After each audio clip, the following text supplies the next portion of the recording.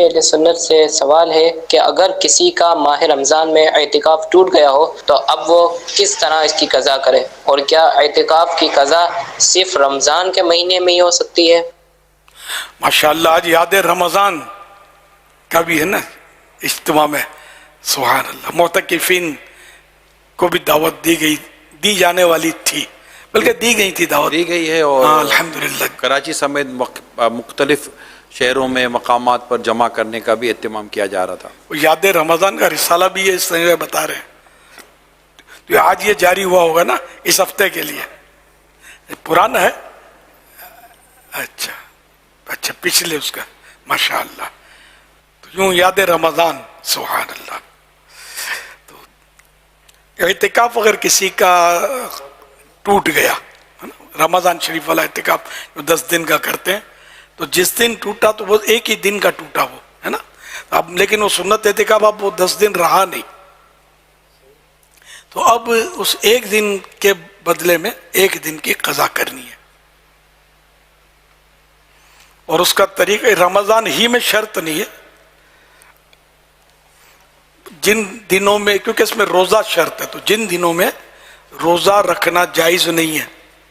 5 دن ہے جس میں روزہ رکھنا مکروہ تحریم ہے، جو حرام بھی کہا گیا، تو بقرعید کے 4 دن 10 11 12 13 ذوالحجہ،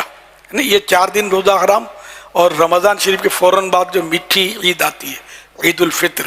اس کا روزہ بھی حرام، یہ 5 دن کے روزے حرام ہیں، تو ان دنوں اعتکاف نہ کرے، بلکہ مطلب ہے کہ جن دنوں میں روزہ جائز ہے ان دنوں میں کرے۔ تو اس میں یہ طریقہ ہے کہ ایک غروب آفتاب سے غروب آفتاب تک قضا کی نیت سے اعتکاف میں بیٹھ جائے، روزہ اس میں شرط ہے۔ تو مثال کے طور پر جیسے کہ آج ہی کوئی بیٹھ گیا ہو، اگر مغرب سورج ڈوبنے سے پہلے، مغرب کی نماز نہیں، اذان بھی نہیں، سورج ڈوبنے کا وقت پتہ ہونا چاہیے، تو سورج ڈوبتے وقت اعتکاف کی نیت کے ساتھ مسجد میں حاضر ہو، اپنے قضاء اعتکاف کی نیت کے ساتھ، بھلے اذان 2-4 منٹ کے بعد ہی عام طور پہ ہوتی ہے، تو اذان بھی ہوگی بعد میں، لیکن وہ وقت شرط ہے اس میں، تو اب غروب آفتاب کے وقت وہ اعتکاف کی نیت سے، قضاء اعتکاف کی نیت سے مسجد میں ہے، اور اب آئندہ جب دن روزے میں گزار کر اب جو افطار کا ٹائم آئے گا، تو جیسے سورج غروب ہوا، اذان بھلے نہیں ہوئی، جیسے ہی سورج غروب ہوا، یہ قضاء اعتکاف اس کا پورا ہو گیا۔